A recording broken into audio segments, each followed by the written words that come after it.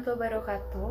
Kami dari kelompok 6 akan membahas mengenai latar belakang, proses perang, strategi perang maupun dari pihak Indonesia maupun pihak kolonial, dan akhir perang dari Perang Batak. Nama saya Serndes Nanda dari kelas 11 IPS 3, nomor absen 35 akan membahas mengenai latar belakang Perang Batak. Latar belakang terjadinya Perang Batak, yaitu Belanda memperluas kekuasaannya, penolakan Raja Sisingamangaraja ke-12 atas penyebaran agama Kristen di daerah Tapanuli oleh Belanda, kedatangan Belanda yang ingin menguasai wilayah Tapanuli, dan kebijakan Belanda di Nusantara yang membuat rakyat menderita. Perang Batak atau Perang Sisingamangaraja dimulai dari tahun 1878 hingga 1907 yang terjadi selama 29 tahun. Perang Batak ini terjadi disebabkan kedatangan bangsa Belanda ke pedalaman Batak yang waktu itu dipimpin oleh Sisingamangaraja 12 sebagai ahli waris dari Sisingamangaraja 11 yang masih bebas dari bangsa Belanda. Sejak akhir abad ke-19, pemerintahan Hindia Belanda selalu mengirim ekspedisi mereka untuk melakukan penaklukan dan pendudukan sehingga membentuk daerah Pamung Praja di sana. Setelah Perang PDRI berakhir, Hindia Belanda bergerak menuju daerah sekitar, termasuk daerah sekitar Danau Toba, dan selanjutnya Hindia Belanda membentuk keresidenan di sana. Dalam pembentukan keresidenan, daerah Batak yang berada di sebelah utara dimasukkan ke dalam keresidenan Tapanuli, termasuk daerah Sipirok yang belum didudukinya, dimasukkan ke dalam keresidenan tersebut dan beberapa kepala kota harus berjanji dan tunduk kepada pemerintahan Hindia Belanda. Setelah daerah Sipirok dan Tapanuli diambil alih oleh Belanda, terbukalah jalan menuju Silidung dan Toba, sehingga kedaulatan tanah Batak mulai terancam. Pemerintah Hindia Belanda mengirim beberapa residen untuk meneliti daerah pedalaman Batak. Dari penyelidikan diketahui daerah Batak belum memiliki agama resmi sehingga terniata oleh pihak Belanda untuk menyebarkan agama Kristen di tanah Batak tersebut. Untuk kepentingan agama, dikirimlah Dr. van der Tuk pada tahun 1849. Ia sampai di Barus dan berusaha menyusup ke daerah Toba. Kedatangannya disambut dengan kebencian oleh rakyat Toba sehingga ia hampir terbunuh. Tetapi karena menipu rakyat, ia mengaku sebagai keluarga Sisingamangaraja 10 yang tewas dalam Perang Paderi dan juga diperkuat oleh Raja Lumbung, ia bisa membebaskan diri dari ancaman tersebut. Tahun 1853, ia diterima oleh Sisingamangaraja 11 di Bakara. Sejak tahun 1960, agama Kristen hanya memasuki daerah Danau Toba dan pos-pos leading juga mulai berdiri di daerah tersebut.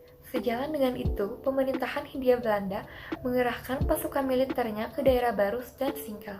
Dalam keadaan yang sama, Sisingamangaraja 11 meninggal dan digantikan dengan patung besar Empu Pulau Batu yang bergelar Sisingamangaraja 12. Melihat kondisi masyarakat sekitar, Sisingamangaraja 11 takut agama Kristen akan berkembang dan banyak dipeluk oleh rakyatnya. Di sisi lain, ia takut kedudukannya tidak lengkap lagi, maka yang ditakutkan lagi oleh Sisingamangaraja adalah terputusnya hubungan antara rakyat dan pimpinan negerinya yang dahulu sangat ketat. Sehingga hal inilah yang menyebabkan Sisingamangaraja berusaha untuk mengusir Belanda dari tanah Batak. Perkenalkan, nama saya Keisha Ananta Melvin dari kelompok 6 nomor absen 17. Di sini saya akan menjelaskan bagaimana proses Perang Batak. Belanda menduduki Silindung sebagai langkah awal untuk memasuki tanah Batak yang merupakan wilayah kekuasaan Raja Sisingamangaraja ke-12. Belanda ingin menguasai seluruh tanah Batak. Kali pertama pasukan Belanda yang dipimpin oleh Kapten Selten menuju Bahal Batu, rakyat Batak di bawah pimpinan langsung Raja Sisingamangaraja 12 melakukan perlawanan terhadap gerakan pasukan Belanda di Bahal Batu. Pertempuran pertama terjadi di Bahal Batu.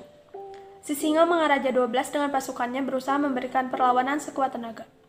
Tetapi nampaknya kekuatan pasukan Batak tidak seimbang dengan kekuatan tentara Belanda, sehingga pasukan Sisingamangaraja 12 ini harus ditarik mundur. Akibatnya justru pertempuran merembet ke daerah lain, misalnya sampai di Butar. Karena dengan gerakan mundur tadi, pasukan Sisingamangaraja 12 juga melakukan penyerangan pada pos-pos Belanda yang lain. Perang Batak ini semakin meluas ke daerah-daerah lain. Setelah berhasil menggagalkan berbagai serangan dari pasukan Sisingamangaraja 12, Belanda mulai bergerak ke Bakara. Bakara merupakan benteng dan istana kerajaan Sisingamangaraja. Dengan jumlah pasukan yang cukup besar, Belanda mulai mengepung Bakara. Letnan Kitchener menyerang dari arah selatan, Seltan mendesak dari sebelah timur, sementara Vandenberg mengepung dari arah barat. Beberapa komandan tempur Belanda berusaha memasuki benteng Bakara, tetapi selalu dapat dihalau dengan lemparan batu oleh para pejuang Batak. Akhirnya, benteng dan istana Bakara dihujani tembakan-tembakan yang begitu gencar, sehingga benteng itu dapat diduduki Belanda. Singamangaraja dan sisa pasukannya berhasil meloloskan diri dan menyingkir ke daerah Paranginan di bagian selatan Danau Toba. Singamangaraja 12 dengan sisa pasukannya bergerak menuju Hutapuong. Pada Juli tahun 1889, Singamangaraja 12 kembali angkat senjata melawan ekspedisi Belanda. Di Hutapuong ini, pasukan Singamangaraja 12 bertahan cukup lama. Tetapi pada tanggal 4 September 1899, Hutapuong juga jatuh ke tangan Belanda. Singamangaraja 12 kemudian membuat pertahanan di Pakpak dan Dairi. Singamangaraja 12 berhasil dikepung rapat di daerah Segitiga Barus, Sidikalang, dan Singkal. Dalam pengepungan ini, Belanda menggunakan cara licik yakni menangkap Boru Sagala, istri Singamangaraja 12, dan 2 anaknya. Dengan beban psikologis yang berat, Singamangaraja 12 tetap bertahan, tidak mau menyerah. Akhirnya, pada tanggal 17 Juni 1907 siang, pasukan Belanda dikerahkan untuk menangkap Singamangaraja 12 di pos pertahanannya di Aik Sibulbulon di daerah Dairi. Dalam keadaan terdesak, Singamangaraja 12 dengan putra-putranya tetap bertahan dan melakukan perlawanan sekuat tenaga. Tetapi dalam pertempuran itu, Singamangaraja 12 tertembak mati. Begitu juga putrinya Lopian dan 2 orang putranya, Sutanagari dan Patuan. Dengan demikian, berakhirlah Perang Batak. Saya Febrian Nugra dari kelas 11 IPS 3. Saya akan menjelaskan tentang awal dari strategi pasukan Batak melawan Belanda dalam Perang Batak. Sejak tahun 1837, Belanda memecah tanah Batak menjadi 2 bagian, yaitu daerah-daerah yang telah direbut Belanda menjadi daerah gubernurman yang disebut Residente Tapanuli dan Onderborgeden dengan seorang residen berkedudukan di Sibolga, yang secara administratif tunduk kepada gubernur Belanda di Padang. Sedangkan bagian tanah Batak lainnya yaitu daerah-daerah Silindung, Pahai, Habinsaran, dan lain-lain belum berhasil dikuasai oleh Belanda dan tetap diakui Belanda sebagai tanah Batak yang merdeka. Lalu pada tahun 1876, Belanda mengumumkan Regeringsbesed yang menyatakan daerah Silindung atau Tarutung dan sekitarnya dimasukkan kepada kekuasaan Belanda dan harus tunduk kepada residen Belanda di Sibolga. Suasana di tanah Batak bagian utara menjadi panas. Raja Sisingamangaraja yang bukan berasal dari Silindung, tetapi ia juga mengayomi raja-raja lainnya di seluruh tanah Batak atas kemarahannya melihat Belanda mulai menguasai tanah-tanah Batak. Raja-raja Batak lainnya dan pemuka masyarakat dihimpunnya dalam suatu rapat raksasa di Pasar Balige pada Juni 1876. Dalam rapat penting dan bersejarah itu diambil 3 poin keputusan, yaitu menyatakan perang terhadap Belanda, zeding agama tidak diganggu, dan juga menjalin kerjasama Batak dan Aceh untuk sama-sama melawan Belanda. Bulan Februari 1987, ketika Singamangaraja 12 mengetahui bahwa pasukan Belanda telah sampai di Bahak, ia segera ke Balige untuk mengumpulkan rakyat dan menyusun kekuatan untuk melawan musuh. 700 orang pasukan Singamangaraja langsung menyerang kubu-kubu pertahanan musuh. Pihak Belanda melakukan serangan balik sehingga terjadilah pertempuran yang sengit di Bahal Batu. Melihat persenjataan yang berbanding terbalik, pihak Singamangaraja beserta pasukannya mundur dan akhirnya Belanda berhasil menduduki tempat tersebut. Pada saat itu, pertempuran terus merambat ke pedalaman Bahal Batu. Pasukan Batak berhasil membunuh seorang tentara Belanda pada pertempuran di Butar, sehingga Belanda mengadakan pembalasan dengan membakar kampung-kampung yang ada di sekitarnya. Namun kampung Butar memiliki tembok yang cukup tinggi, sehingga Belanda sulit untuk memasuki kampung tersebut. Dengan segala cara, Belanda berusaha untuk masuk ke dalam kampung Butar. Dan akhirnya Belanda dapat menerobos ke kampung tersebut yang diketahui bahwa kampung itu kosong dan ternyata yang dapat ditawan hanyalah kepala kampung Butar. Pertempuran sengit juga terjadi di kampung Lubu Siregar dan Ukuni Sirabar yang awalnya sangat susah diduduki Belanda, namun karena kegigihan Belanda berhasil menduduki kampung tersebut. Sedang pasukan Singamangaraja menarik diri dari tempat itu, sedangkan kepala kampung ditawan oleh Belanda dan kampung tersebut dibakar. Namun setelah perang di Lobu dan Upu, pihak Belanda kembali ke Sibolga. Sedangkan Singamangaraja sedang menyusuri strategi untuk menyerang pihak Belanda kembali. Di saat bersamaan, pasukan Belanda mengepung daerah di sekitar Danau Toba dan menangkap semua kepala kampung yang menentang. Dan pada saat itu, Sisingamaraja menyerang pos pertahanan Belanda di Bahabat. Akan tetapi, Belanda berhasil mendahuluinya dengan tembakan-tembakan sehingga pasukannya ditarik mundur oleh Sisingamaraja. Perhatian Belanda tertuju penuh ke kampung Bakara dan Lumbung Raja, yaitu tempat tinggal Sisingamaraja. Pertempuran dimulai ketika pihak Belanda meledakkan mortir ke dalam benteng Bakara dari bukit yang merupakan tempat pasukan Sisingamaraja bertempat. Tembakan dari pasukan Batak dibalas dengan lemparan granat oleh pasukan Belanda, sehingga pasukan Batak kalah menghadapi Belanda yang berhasil mengepung dari seluruh penjuru. Walaupun awalnya sangat kesulitan, namun kampung Bakara dapat diduduki oleh Belanda. Setelah kampung Bakara diduduki Belanda, pasukan Sisingamaraja menyingkir menuju Paranginan untuk mempersiapkan penduduk bagian selatan Danau Toba. Benteng pertahanan segera dibuat di Mit Balingge, Tambunan, dan Lagu Boti, yaitu tempat penasehatan Sisingamaraja, Raja Deang. Bulan Mei di sana, pasukan Belanda dihujati oleh pasukan Batak. Pasukan Batak menyerang dari atas, sedangkan pasukan Belanda menyerang dari bawah, sehingga pasukan Belanda tidak sempat untuk membalas. Namun, pasukan Belanda mendapat bantuan sehingga pasukan Batak menarik diri dari pertempuran. Lalu pada 1883 pasukan Batak pindah di Uluwan yang ternyata bertepatan dengan tindakan Belanda menempatkan seorang kontrolir di Balige, termasuk Uluwan dan Lagu Boti.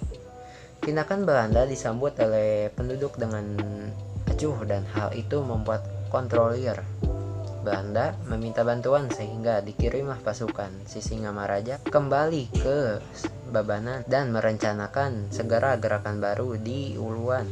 Tepat 18 Juli, pasukan Belanda bergerak dari Balige menuju Lagu Boti di bawah pimpinan Kapten Genet. Hal itu menunjukkan bahwa pasukan Belanda di Balige berkurang dan itu menjadi kesempatan bagi pasukan Batak untuk menyerang Balige dan membakar gedung-gedung pertemuan.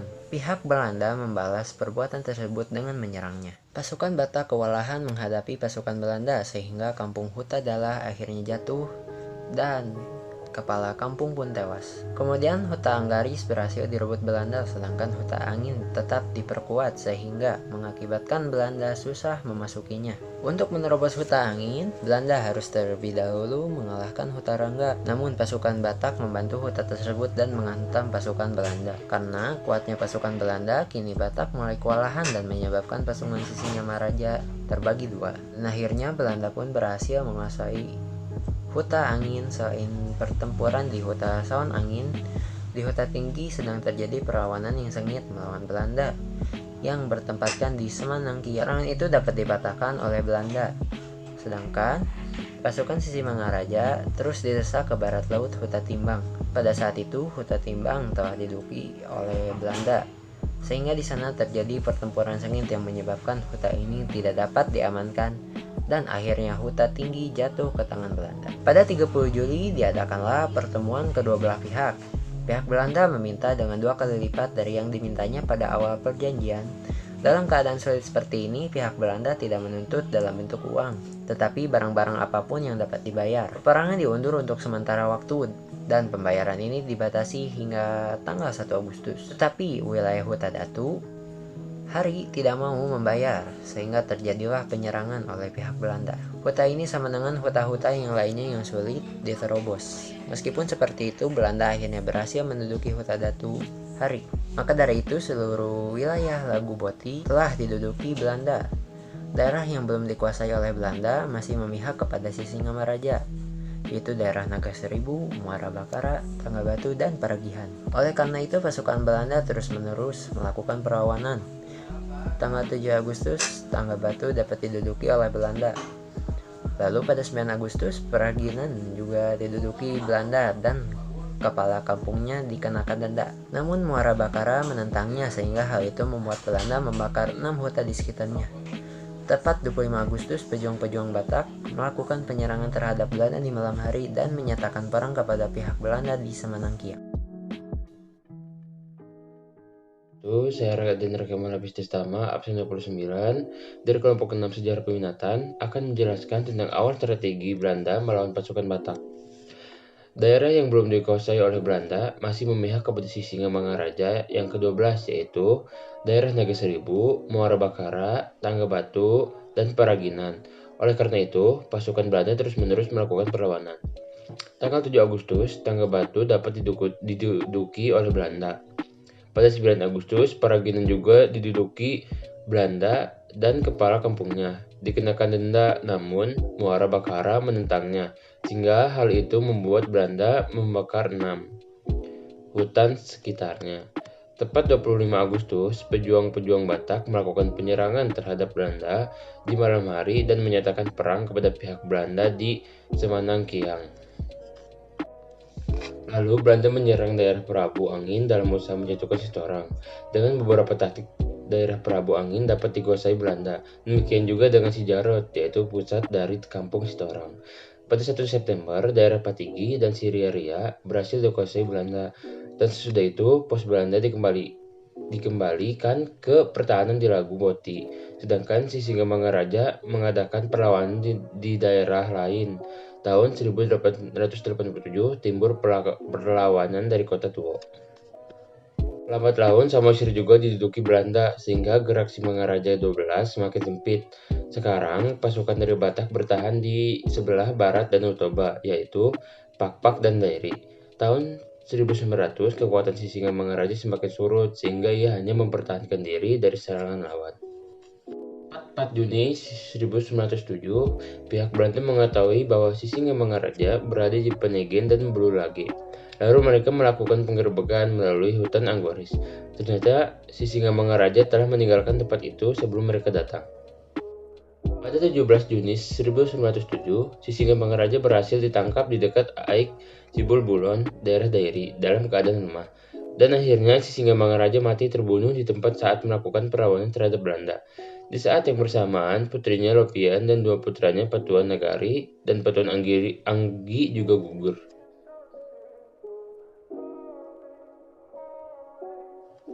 Perlawanan dan pekik perang dari Sisingamangaraja 12 merupakan sesuatu yang sudah ditunggu oleh Belanda. Hal tersebut memudahkan Belanda untuk beralasan bahwa kerajaan Bataklah yang mengobarkan perang terlebih dahulu. Serangan Sisingamangaraja ke-12 dibalas sengit oleh Belanda.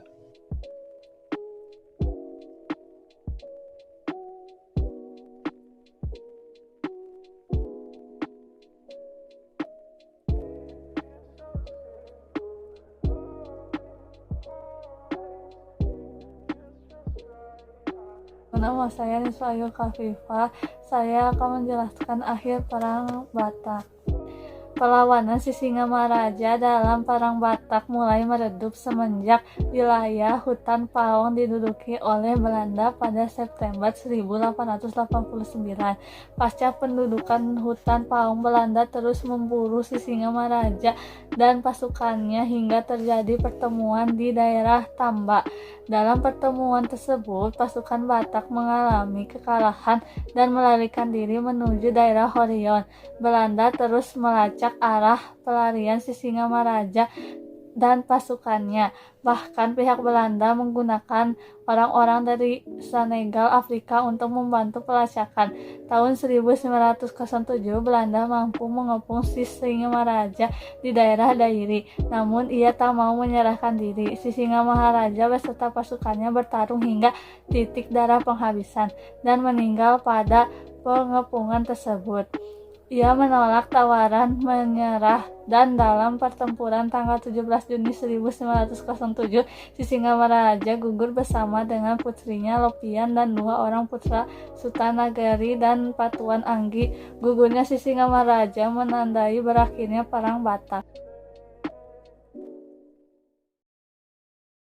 Demikian yang dapat kami sampaikan. Mohon maaf apabila ada kekurangan atau salah kata. Terima kasih atas perhatiannya. Wassalamualaikum warahmatullahi wabarakatuh.